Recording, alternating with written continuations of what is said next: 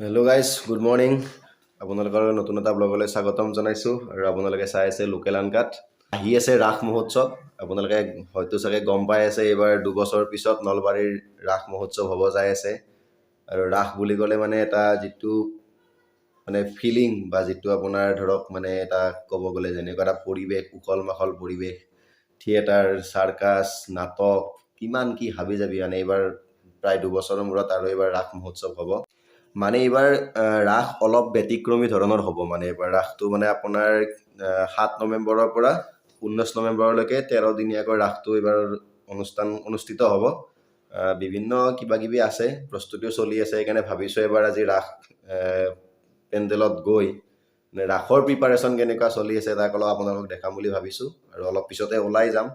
কিন্তু যোৱাৰ আগতে মানে আপোনালোকে গমেই পায় ৰাসৰ সময়ত পৰিৱেশটো নলবাৰীত মানে একমাত্ৰ নলবাৰী উত্তৰ-পূবৰ ভিতৰত নলবাৰীতে মানে ইমান ডাঙৰকৈ ৰাস পতা হয়, য'ত মানে মানুহৰ মানে হাজাৰ হাজাৰ লাখ লাখ মানুহ একদম শিলদল ভাঙি ওলাই আহে।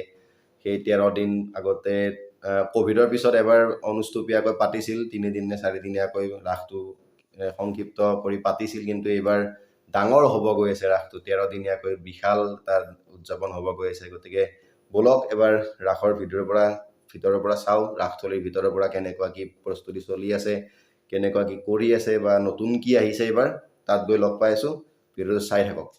ওই যে নলবাৰীৰ ৰাত, ও আমাৰ নলবাৰীৰ ৰাত,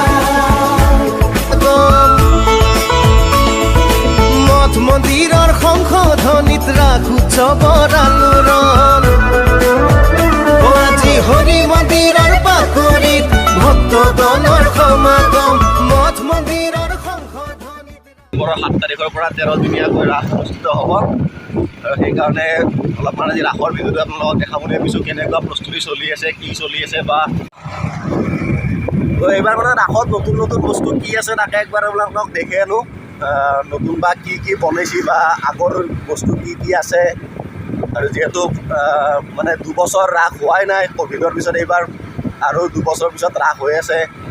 তো মানে কেনেকুৱা কি প্ৰিপাৰেশ্যন একবাৰ চাই আহোঁ আৰু লগতে আপোনালোককো দেখাওঁ। ভিডিঅ'টো চাই থাকক বলক। কৃষ্ণ হে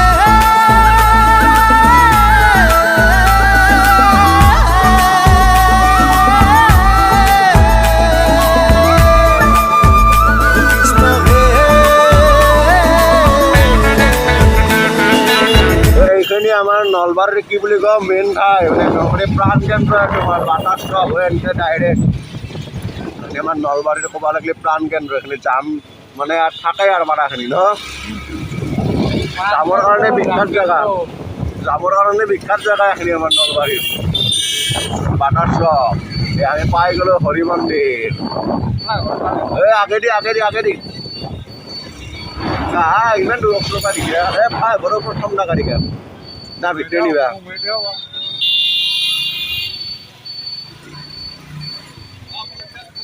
তো গাইজ ফাইনেলি আহি উপস্থিত হৈ চাওক হৰি মন্দিৰ ৰাসৰ প্ৰিপাৰেশ্যন। এইবাৰ গোটেই মূল মণ্ডপটো আপোনাৰ এনেকৈ বনাইছে। ঠিকে আছে ন বাবু, ধুনীয়া বনাইছে। এইটো হ'ল আপোনাৰ মানে মূল মণ্ডপ এনেকুৱা চব মূৰ্তিবিলাক বনাই আছে ধুনীয়াকৈ।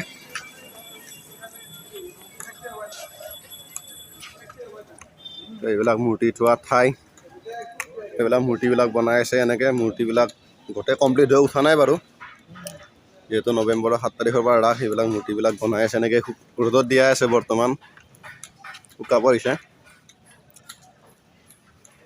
এইবিলাক মূৰ্তি থোৱা ঠাই। এইফালে হৈছে এইবিলাক আপোনাৰ মূৰ্তি থোৱা ঠাই, এইবিলাক মূৰ্তি থোৱা ঠাইবিলাক বনাই আছে এইফালে ঠাইবিলাক। মানে আপোনাৰ এখন ফিল্ডতে আপোনাৰ আমি চাওঁ বাইক ৰেচ ঘূৰা, চাৰ্কাছ বা আপোনাৰ এই যে ডাঙৰ ডাঙৰ চকৰিবিলাক আহে, চব এখন ফিল্ডতে মানে আপোনাৰ বনোৱা যায়। কিন্তু এতিয়া বৰ্তমান চব এইবিলাক বালাইদি পুতি আছে, কিন্তু ৰাসৰ সময়ত আমি এইখন ফিল্ডতে দেখা পাওঁ সেই ডাঙৰ ডাঙৰ চকৰি, তাৰপিছত আপোনাৰ বাইক ঘূৰা আৰু বিভিন্ন মানে খেলা ধূলাখিনি এখন ফিল্ডতে গোটেই কৰা যায়। মানে এইখানে সেই ফিল্ডখন য'ত মানে ৰাসৰ সময়ত মানে ধুনীয়াকৈ আপোনাৰ গোটেইখিনি হেৰি হয়। একদম পূৰা মানে কি বুলি কয় ইয়াতো চকৰি বাইক ঘূৰা গোটেইখিনি এখন ফিল্ডতে কৰা যায়